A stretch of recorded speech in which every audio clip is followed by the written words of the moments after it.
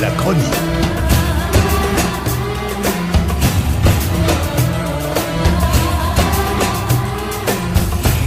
Arc-en-ciel info.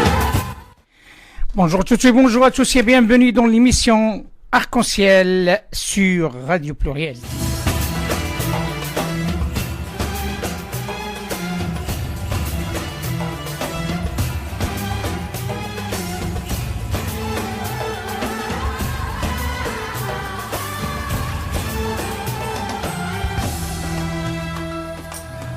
Mesdames et messieurs, nous sommes heureux de recevoir un docteur reconnu à l'échelle internationale, c'est Mohamed Troudi, pour un éclairage supplémentaire, mais cette fois-ci d'un éclairage franco-maghrébin. Docteur Mohamed Troudi, bonjour et bienvenue dans l'émission Arc-en-ciel. Bonjour à vous. Bienvenue. Bonjour docteur. Je vous en prie, merci infiniment. Nos remerciements et notre salutation au peuple tunisien qui sont à l'écoute. Et Dieu sait, nous avons un grand nombre d'amis et aussi beaucoup d'auditoires tunisiens qui nous suivent en direct chaque dimanche et nous tenons à les remercier à travers cette émission. Il faut préciser que Dr Mohamed Troudi est diplômé de l'Université Paris 1 de la Sorbonne, chercheur en relations internationales et stratégiques, associé à la JP, Académie de géopolitique de Paris, et également associé au CAPE, Centre Analyse de la politique européenne, et depuis peu au CGPA, Centre International de géopolitique et de prospective analytique, récemment créé par Monsieur Mezri Haddad, ex-ambassadeur tunisien auprès de l'UNESCO. Monsieur Mohamed Troudi, ma première question, et ça va être la suite de ce qui a été échangé avec Emmanuel Dupuis. Et après, on parlera de l'impact des attentats à moyen et long terme sur les relations France-Maghreb. Quelle influence du dernier référendum catalan sur les autres minorités des pays du CE et sur la stabilité de la région? Absolument. Donc, c'est une question fort judicieuse. Donc, absolument, le risque existe. Hein. Donc, même s'il faut relativiser un petit peu donc ce risque, donc ça dépend selon comment se place en fait. Donc la question donc catalane effectivement a ouvert une brèche à mon sens effectivement dans cette volonté donc de séparatisme, d'indépendantisme effectivement qui a c'est vrai vogue aujourd'hui donc en Europe donc depuis donc la fin ou en tous les cas ce qu'on pense être donc l'échec de l'État-nation d'abord, de l'État donc tout court, et puis cette volonté un peu farouche aujourd'hui donc d'aller vers une autre forme de gouvernance, donc plutôt donc de gouvernance locale, ou en tous les cas par le local, et ça bien évidemment augure d'une peut-être donc d'autres formes de séparatisme d'avenir donc en Europe, même si faut encore une fois, comme je viens de le dire à l'instant, donc relativiser, car les conditions donc où les facteurs économiques, les facteurs culturels, les facteurs historiques ne sont pas les mêmes selon qu'on est en Espagne ou alors par exemple en Italie ou en Belgique, hein, forte région, notamment avec la Flandre. Donc, mais il y a une volonté effectivement aujourd'hui donc de peut-être donc aller vers plus de gouvernance basée plutôt sur donc une forte décentralisation, qui visiblement n'a pas suffi. Hein. Donc on le voit par exemple en France aujourd'hui, donc depuis les années 80, avec cette volonté donc d'ouvrir donc beaucoup plus donc ou de transférer tout au parti justement donc des compétences de l'État vers les régions et donc vers les départements. On voit effectivement dans le cas français, c'est un cas un peu à part quand même, il faut le noter parce qu'on est quand même dans la notion de donc constitutionnelle qui est très farouchement donc respectée donc en France et donc à laquelle l'État français veille bien. Donc ça c'est le principe de la République une et indivisible. Ailleurs oui effectivement le risque existe. Hein, donc on peut le voir également donc aujourd'hui après donc la région Catalogne, bien évidemment, il faut parler tout à fait naturellement donc des Pays Basques. Donc ce pays qui a, même si donc là le degré d'autonomie en Pays Basque il est beaucoup plus prononcé qu'il est justement en région Catalogne. Donc n'oublions pas que cette partie donc de le Pays Basque a obtenu quand même depuis les années 70 je dirais donc un statut d'autonomie un peu plus prononcé, notamment sur le plan fiscal, ce qui n'est pas le cas de la Catalogne donc aujourd'hui. On peut bien évidemment, et surtout la fin de la guerre, effectivement, et notamment donc le fait que le TIA dépose des armes en 2017 a créé effectivement peut-être donc une certaine je dirais donc volonté d'aller vers donc de plus donc de travailler un peu à l'avenir justement de cette région, loin justement donc des volontés ou des velléités donc séparatistes, ce qui n'est pas le cas de la Catalogne et qui n'a pas obtenu autant justement donc de comment dirais-je de privilèges, si je puis dire, donc comparé donc au Pays Basque par exemple. Il faut parler également, bien évidemment, d'autres, je dirais donc centres donc nerveux donc en Europe qui peuvent demain effectivement aussi donc se réveiller. Et puis le cas qui me semble le plus perfide aujourd'hui, en tous les cas le plus chaud, ça sera bien évidemment donc l'Écosse. N'oublions pas que l'Écosse, ils ont fait effectivement une première démarche donc référendaire qui a échoué d'ailleurs donc par les en 2014 me semble-t-il, donc mais avec donc de la perspective de la sortie justement donc de la Grande-Bretagne justement donc de l'Union européenne, le fameux donc Brexit, donc je vois pas comment effectivement les Écossais resteraient donc au sein du Royaume-Uni alors que cette dernière donc ne sera plus donc européenne. Donc il y a une volonté notamment chez l'actuelle première ministre donc écossaise justement donc d'organiser peut-être éventuellement au courant donc 2018. Et ça sera certainement l'appel donc au référendum, ça sera certainement à mon sens donc au printemps 2019. C'est-à-dire qu'une fois donc le Royaume-Uni aura terminé ses négociations de sortie donc de l'Union européenne, il y a des fortes chances effectivement que les Écossais seraient donc de nouveau appelés effectivement à sortir tout simplement donc du Royaume-Uni et ça sera là aussi peut-être un autre exemple effectivement à avoir un peu donc je dirais en filigrane. Bien évidemment, on peut en citer d'autres exemples, le cas du Balkan, qui est bien évidemment un exemple là aussi donc assez édifiant. Donc, il y a bien évidemment depuis la fin de la guerre, et on connaît très bien effectivement la situation très tendue aujourd'hui, effectivement dans les Balkans. Donc, je peux en parler également de la région de la Flandre, justement. Donc, mais il y a encore bien évidemment la région donc de la Padanie et Sardaigne, effectivement en Italie, ou encore la région Corse. Vous voyez, donc il y a tout. Mais la question qui se pose, M. Trudy, est-ce que nous sommes dans une position qui est un petit peu délicate, il faut dire telle question, est-ce qu'on se trouve dans une position où il y a un réel conflit entre la démocratie et la raison de l'État? En fait, il y a une volonté, effectivement, parce que c'est tout le problème que pose, justement, donc les images qui nous ont parvenues, justement, de Catalogne, posent effectivement, d'une manière très claire et que ne souffre d'aucune ambiguïté, à mon sens, effectivement, donc le rapport, à la démocratie, le rapport à la gouvernance, à la gestion, effectivement, donc étatique, et donc ces images, malheureusement, ont réduit, justement, donc ce référendum à une histoire, effectivement, donc je dirais une guerre, donc fratricide entre d'un côté un État, je dirais donc omniprésent, omnidominant, et un peuple donc qui cherche bien évidemment à donc obtenir son indépendance et donc tout simplement qui revendique son droit à l'existence en tant que peuple avec ses particularités. Donc et ça effectivement pose réellement cette question justement donc de rapport à la démocratie.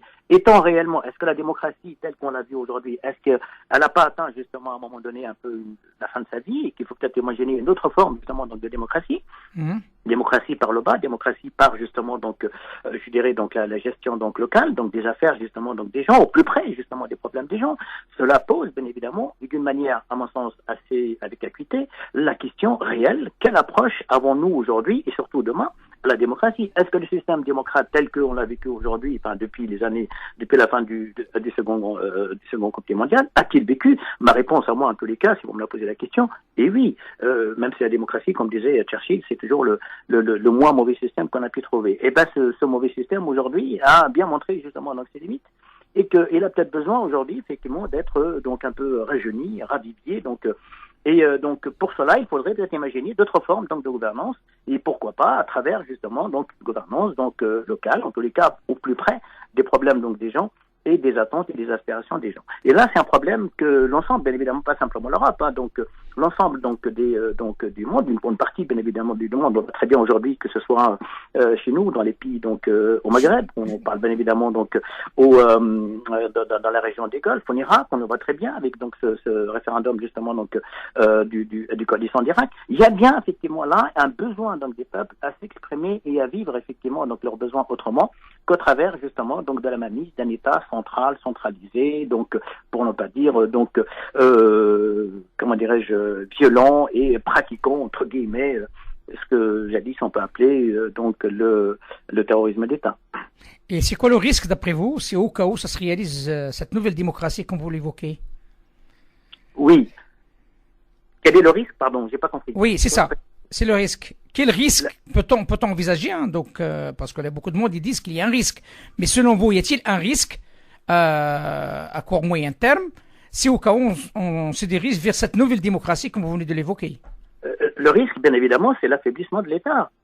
Et c'est pas ce qu'on veut, mais il faut trouver justement une sorte d'un rapport beaucoup plus intelligent entre donc les besoins des gens et donc la volonté de l'État d'exister en tant que tel. L'État reste un des facteurs importants, essentiels, une condition sine qua non de la Constitution justement donc de l'existence d'un État en l'occurrence. Donc il y a bien évidemment le rapport effectivement donc à la population, il y a donc l'aspect donc des frontières et l'aspect gouvernemental ou l'aspect effectivement le fait d'avoir un gouvernement plus ou moins élu, plus ou moins donc respectueux également aussi donc des minorités, donc ça va de soi.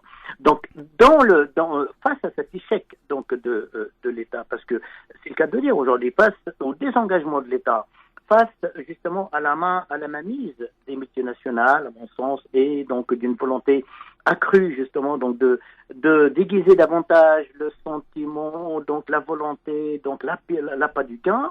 Je crois que l'État à un moment donné s'est plus ou moins trouvé donc un peu démuni et débarrassé un peu de l'ensemble de ses pouvoirs, je dis pas régaliens, fort heureusement encore, mais en tous les cas, je pense qu'il y a aujourd'hui une fuite en avant et donc cette fuite en avant, à mon sens, pourrait demain annoncer donc la fin donc des États centralisés.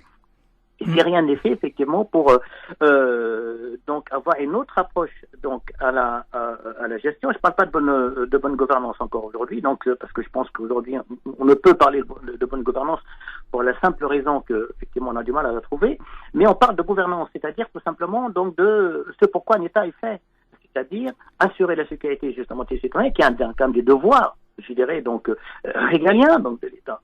Et pas simplement des devoirs, vous voyez. Donc, mais il y a aussi donc la volonté d'assurer effectivement donc il y a une vie plus ou moins décente, donc d'un point de vue économique. Le fait bien évidemment d'aider à ce que donc l'ensemble donc des composantes justement donc d'un pays lambda soit plus ou moins effectivement vit dans un système plus ou moins juste entre guillemets, mais c'est pas ce vers quoi on s'achemine malheureusement.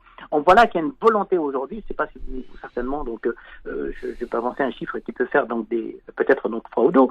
Aujourd'hui quasiment plus de 80% des échanges mondiaux sont assurés par des multinationales. C'est-à-dire qu'il y a une abondance effectivement donc de l'État, il y a une délégation des services qui est maintenant devenue simplement une forme de gouvernance mondiale. C'est-à-dire que face effectivement à ces risques, notamment ne serait-ce qu'au niveau financier, on l'a vu à travers ces différentes crises qui ont jalonné justement l'histoire donc notre histoire donc des sociétés modernes depuis maintenant à peu près 4 à 5 décennies. On voit très bien qu'il y a là une volonté effectivement donc de mainmise, donc de groupes effectivement très bien installés, donc avec donc une forte domination financière et qui arrive effectivement donc d'une année à l'autre à imposer donc leur vue donc et de ce point de vue donc on est effectivement l'État est un petit peu démuni face à cette émergence justement donc de nouvelles formes justement de gestion économique. Et là, pour l'État, effectivement, c'est un échec total et donc la perte derrière, éventuellement, donc comment dirais-je, de ses pouvoirs les plus importants et par-delà, bien évidemment, donc l'affaiblissement donc des populations donc qui attendent beaucoup de l'État. Il y a des pays qui ont opté pour ce qu'on appelle la régionalisation avancée. Ça ne risque que c'est encore dans un état embryonnaire, hein, donc il faut dire les choses telles qu'elles sont. C'est pas assez ficelé hein, comme principe, mais elles ont opté pour cette notion de la régionalisation avancée, de décentraliser un petit peu le pouvoir, comme vous venez de l'évoquer, et que l'État devient un État un petit peu qui gouverne un peu du haut, mais le réel pouvoir, c'est entre les mains des régions. Mais le souci qui se pose, c'est qu'entre ces régions, il y a des régions qui sont riches et d'autres qui sont pauvres.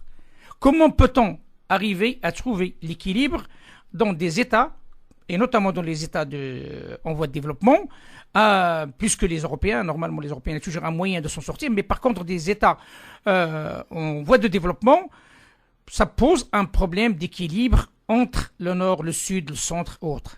Bien sûr.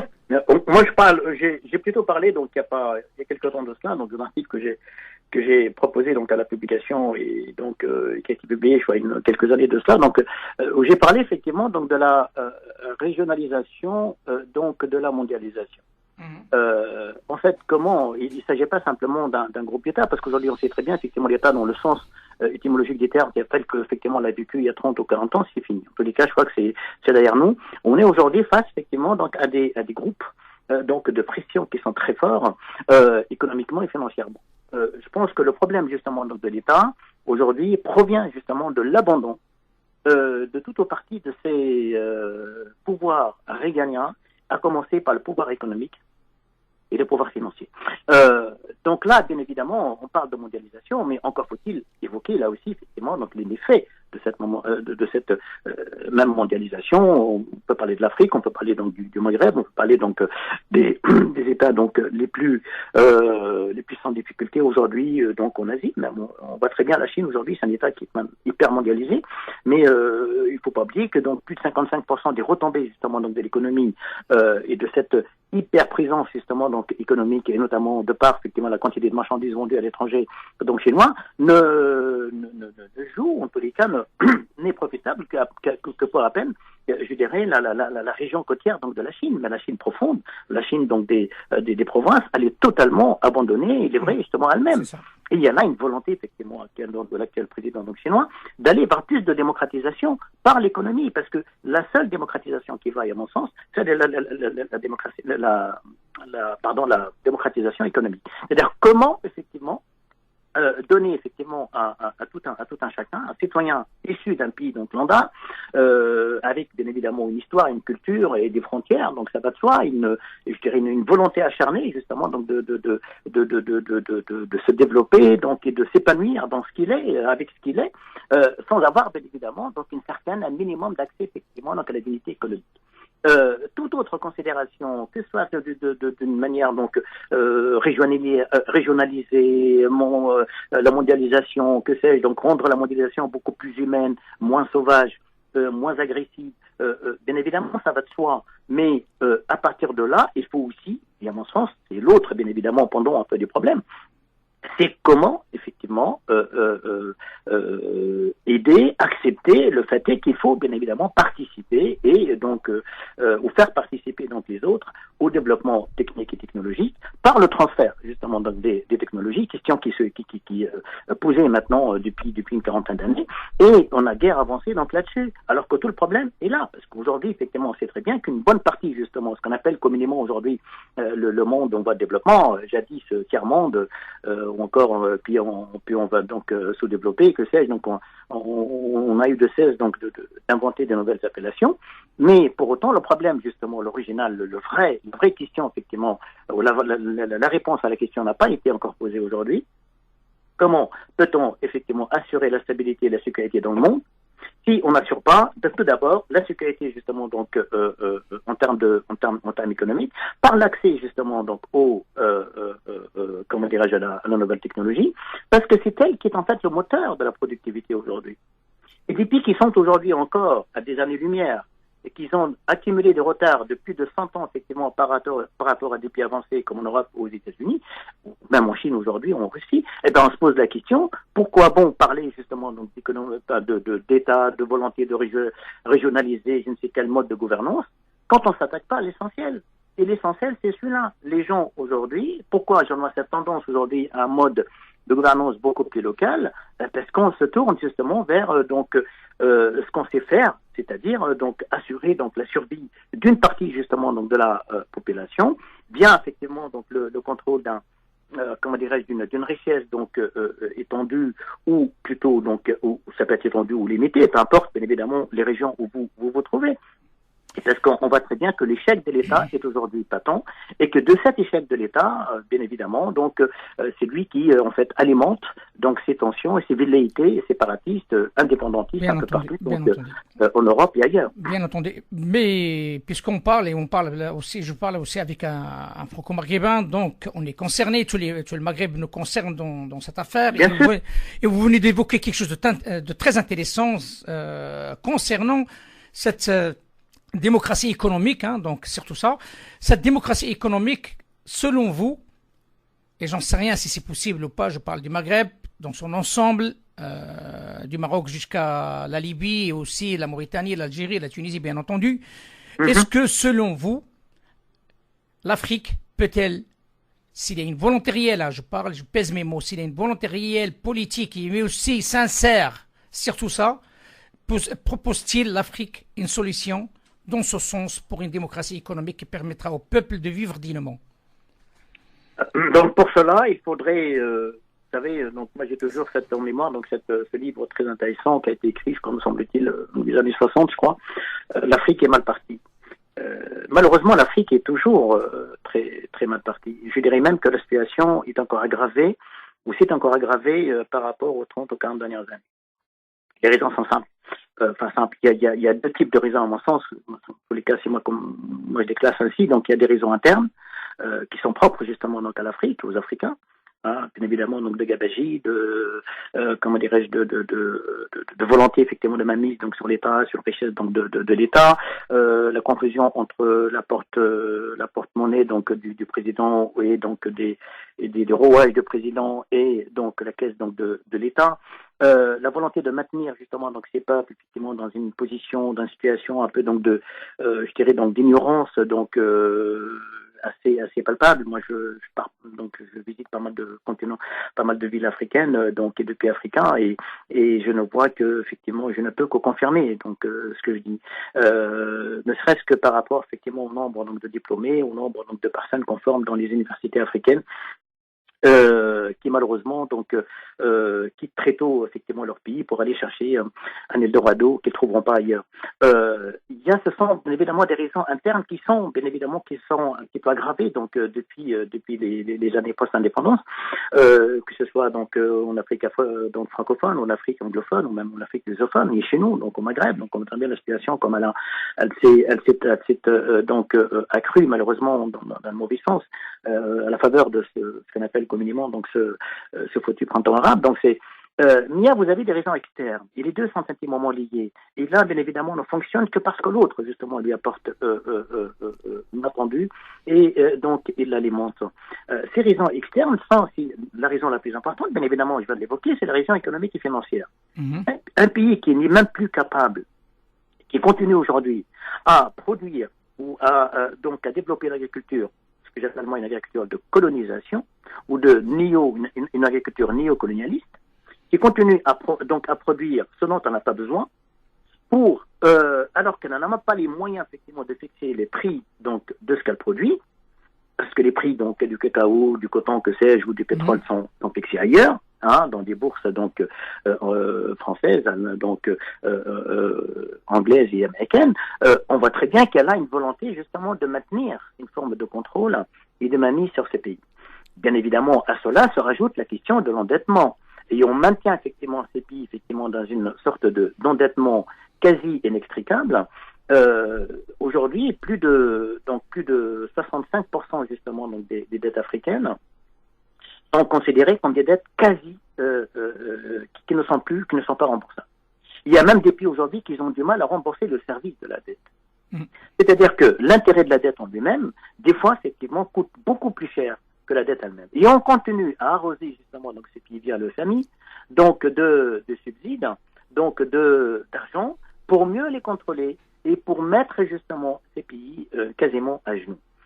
Donc c'est le cas pour beaucoup de pays. Je prends le cas de la Tunisie aujourd'hui, je connais très bien.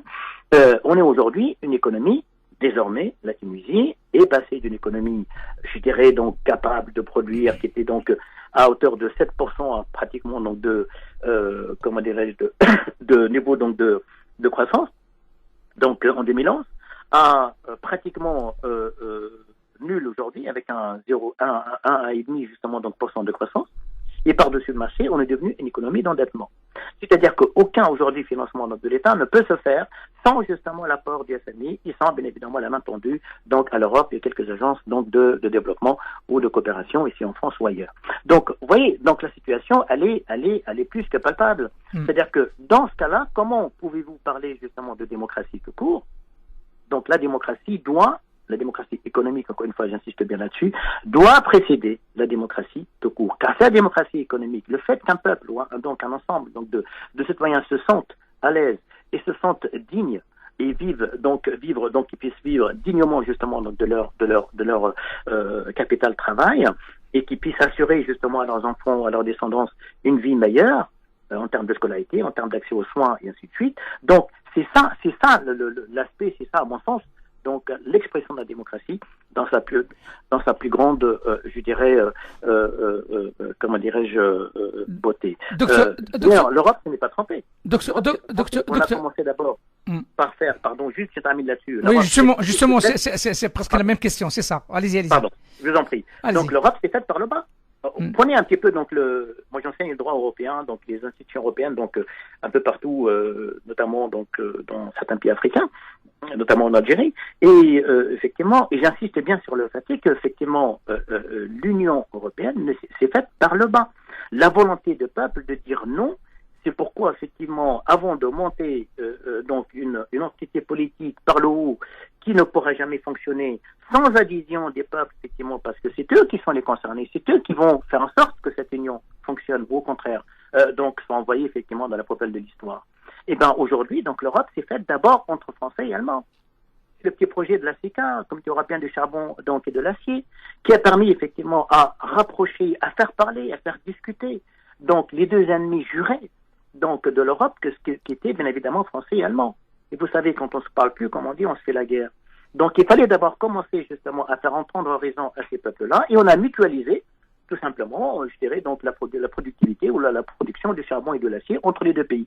Et à partir de là, effectivement, on a créé l'élan, on a créé une base de confiance sur laquelle l'Europe, bien évidemment, donc on a construit le toit européen qui a permis à l'Europe, bien évidemment, de se développer tout au long de ces 5 ou 6 L'exemple réel qui m'a été cité sincèrement, hein, donc c'est plusieurs personnalités qui, je parle maghrébin, hein, donc comme Sidi Ahmed Rouzali, hein, l'ancien premier ministre algérien, comme que je connais bien, oui, lui-même, donc toujours c'était le même raisonnement à titre parallèle, c'est-à-dire la comparaison sur le couple franco-allemand, pourquoi pas les maghrébins ne font pas de même, c'est la question principale. Il ne me reste pas beaucoup de temps et il me reste une question qui a été évoquée avec vous dans le communiqué qui me tient à cœur aussi, parce qu'il y a le temps presse et il me reste 5 minutes si vous le permettez. Quel impact des attentats à moyen, long terme sur les relations France, voire Europe avec le Maghreb, sur plusieurs aspects, soit politiques, soit stratégiques, soit en immigration? Alors, à mon sens, l'impact sera surtout en termes d'immigration. C'est-à-dire en termes de contrôle, effectivement, beaucoup plus, comment dirais-je, type donc de l'immigration. Et stopper l'immigration, de l'autre côté, c'est aussi stopper l'élan, justement, donc de personnes qui cherchent, donc, je dirais, quelque part la richesse. Vous savez, comme disait Alfred Chevy, les gens, ils vont là où il y a la richesse, malheureusement. La richesse ne se déplace pas. Ou en tous les cas, on a fait en sorte qu'elle ne se déplace pas, justement, aux autres. Donc, à partir du moment où, les relations entre, donc, les États du Maghreb et d'ailleurs j'évoque ça dans mon travail de thèse, donc je pense que c'est d'actualité encore brûlante, parce que c'est une thèse que j'ai soutenue en 97, justement sur les limites d'intégration des États du Maghreb, avec des propositions fortes, notamment en matière donc de fédéralisme, un peu donc assoupli, donc qui tient compte des spécificités un petit peu donc des différents acteurs donc maghrébins. Mais toujours de partir par le bas, effectivement, et de militer pour que ces pays, effectivement, puissent trouver, je dirais, car ils ont de la complémentarité entre eux, complémentarité économique, culturelle, donc civilisationnelle, donc religieuse, donc linguistique. L'Europe, au contraire, n'a pas tout ça. L'Europe est partie, justement, donc du million de rien, et par-dessus le marché, de guerres, évidemment, successives, de guerre mondiale, je sais bien, et par-dessus le marché, effectivement, donc des conditions culturelles, et donc ce qu'il appelle mal les atouts désunitaires, donc de désunion, donc de l'Europe, et malgré tout, ils ont réussi à faire justement donc de ces atouts, donc de ces difficultés, en tous les cas de ces obstacles, des atouts qui ont permis à l'Europe de s'exprimer en tous les cas aujourd'hui parmi les. Et bien chez nous effectivement le problème s'est posé autrement, c'est-à-dire que on est parti donc de l'idée que l'État central réglera tout. Et l'État central par-dessus le marché qui doit évidemment fonctionner avec une mainmise totale justement sur toute forme d'expression démocratique, donc économique, ainsi de suite. Et le tort qu'on a eu nous, c'est donc et ça c'est un peu l'objet d'un article que j'ai fait il n'y a pas longtemps sur donc la construction de l'État au Maghreb, donc démocratie ou autoritarisme. Et on est arrivé, je suis arrivé en tous les cas à la conclusion personnellement qu'il faudrait maintenant passer donc à une autre forme de gouvernance pour éviter justement qu'on soit totalement et tout le temps lié, effectivement, opprimé par l'autre, parce qu'il nous impose justement donc sa manière de voir, et il impose un peu donc ses conditions, donc notamment par l'entrain économique et financier. Il faut effectivement, à la faveur de cette révolution ou cette fausse révolution, il faut profiter malgré tout, donc malgré qu'elle a causé effectivement qu'elle a causé beaucoup de mal justement donc au Maghreb et au-delà, donc parce qu'elle a résonné un peu donc au-delà donc du Maghreb, profiter même ne serait-ce que effectivement donc de ce point négatif pour essayer de bâtir quelque chose de positif, c'est-à-dire en repensant notre modèle et notre approche à la politique et à la gouvernance politique pour justement permettre donc aux citoyens, donc maghrébins, donc d'être, de ressentir le fait qu'ils sont effectivement bien dirigés, et que vous savez donc la politique c'est la gestion des affaires donc de la cité, c'est donc régler les problèmes des gens. À partir du moment où on n'est pas capable de régler donc les problèmes des gens, donc on est tout simplement donc c'est qu'on a échoué et qu'on n'est pas effectivement en mesure donc d'apporter donc une vision, que sais-je, donc une projection. Et ça qui manque aujourd'hui malheureusement donc à nos dirigeants, et malheureusement la situation empire. Donc depuis, je peux en parler du exemple tunisien, donc que je maîtrise très bien, et on voit que trop bien effectivement, donc un peu la perte donc d'autorité donc de l'État, voire l'inexistence donc de l'État aujourd'hui, et bien évidemment avec son corollaire donc les abus répétés, donc les détournements, et donc le vol un petit peu qui est devenu une manière un peu institutionnalisée donc aujourd'hui. Et ça, bien évidemment, ça n'augure pas de bonnes choses. Donc, pour l'avenir, si ce n'est, bien évidemment, donc la volonté d'envoyer toujours un nombre encore plus important donc de jeunes à travers justement la Méditerranée, donc et d'ailleurs pour aller donc tenter leur chance ailleurs au risque de leur vie. Et ça, malheureusement, c'est un constat, je dirais, donc douloureux, certes, mais vivace et réel aujourd'hui. Docteur Mohamed Teloudi, merci infiniment de cet éclairage. Merci à vous. Vous êtes la bienvenue, comme vous le souhaitez, dans l'émission Arc-en-Ciel, et un grand bonjour à l'ensemble de nos concitoyens tunisiens et franco-tunisiens qui se trouvent ici en France, qui sont à l'écoute. Tahia Sadiqa, M. Aram, c'est Ashraf Riadi, ce sont des amis, donc ils ont passé dans cette émission. وتحية صديقة وكل عام إن شاء الله والشعب التونسي بخير بإذن الله. يعيش تحياتي ايضا وتحياتي لكل المستمعين، وان شاء الله دونك في فرصه سعيده ان شاء الله. ان شاء الله. مع السلامه سيدي، مع السلامه. شكرا. مع السلامه. بارك الله فيك. سلام. السلام.